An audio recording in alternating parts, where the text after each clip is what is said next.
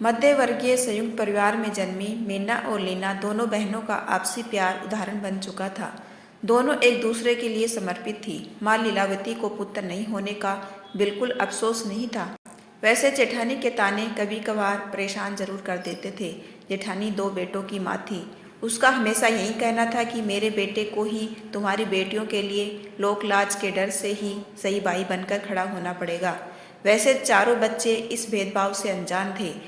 लीलावती को अपनी बेटियों पर गर्व था। बड़ी बेटी मीना को पढ़ाई लिखाई में कोई दिलचस्पी नहीं थी, लेकिन छोटी लीना पढ़ने में होशियार थी। स्कूली शिक्षा के बाद भी वह अपनी पढ़ाई पत्रकार के माध्यम से जारी रखी। ग्रामीण माहौल और असुविधा के कारण कॉलेज नहीं जा सकी। घर में रहकर ही स्नातक की पढ़ाई पूरी की और अब शिक्षक प्रशिक्षण की तैयारी करने लगी। वैसे मीना सभी की चाहती थी, क्योंकि वह गृह कार्य में निपुण थी। परिचितों और अतिथियों का विशेष ख्याल रखती थी। जो भी आता था उसकी तारीफ के पुल भान चला जाता था। लीना भी अपनी दीदी की तारीफ से बहुत खुश होती थी। समय आने पर मीना की शादी एक अच्छे खासे खेतिहर घराने के इकलौते बेटे से हुई। सभी मीना की तकदीर की सराहना कर रहे थे। शादी धूमधाम से हुई और मीना अब अपने ससुराल की मालकिन बनी। लीना पढ़ी लिखी थी, इसलिए उसकी शादी एक स्कूल शिक्षक से हुई। उस शादी से भी हर कोई संतुष्ट था। अब लीना गांव से निकलकर छोटे शहर में आ गई। लीना भी वहीं एक स्कूल में नौकरी करने लगी। समय के साथ दो प्यारे बच्चे हुए। लीना पति के साथ मिलकर घर, बच्चे और नौकरी में सफल तालमेल बैठाते हुए जिंदगी में आगे बढ़ रही थी। इधर मीना को 6 बच्चे हुए, 4 बेटा और 2 बेटी। बच्चों की परवरिश और फिर बेटियों की शादियों में लगभग आधी जमीन बिक गई। दिखावे के कारण हैसियत से ज़्यादा खर्च कर डाली।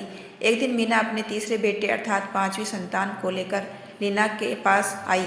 लीना अपनी बहन को देखकर बहुत खुश हुई। यथोचित आदर सत्कार के साथ 2 दिन यूं ही चुटकी में गुजर गए।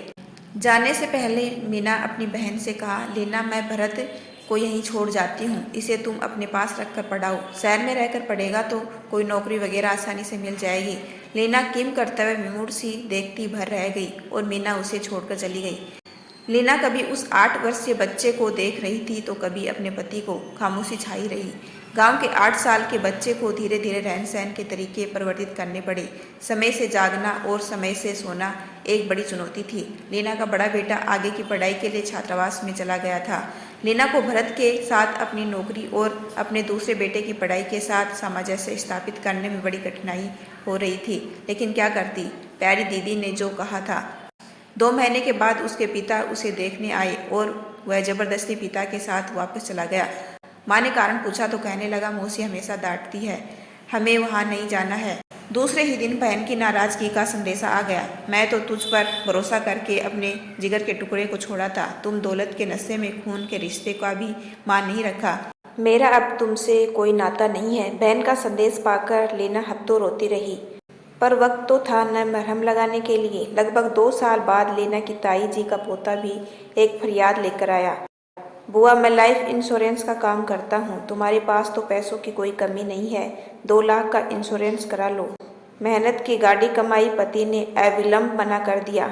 अब मायके से भी भाई का एक संदेश आया। लीना, तुमने मेरे बेटे को दुखी करके भेज दिया। पैसे का इतना घमंड।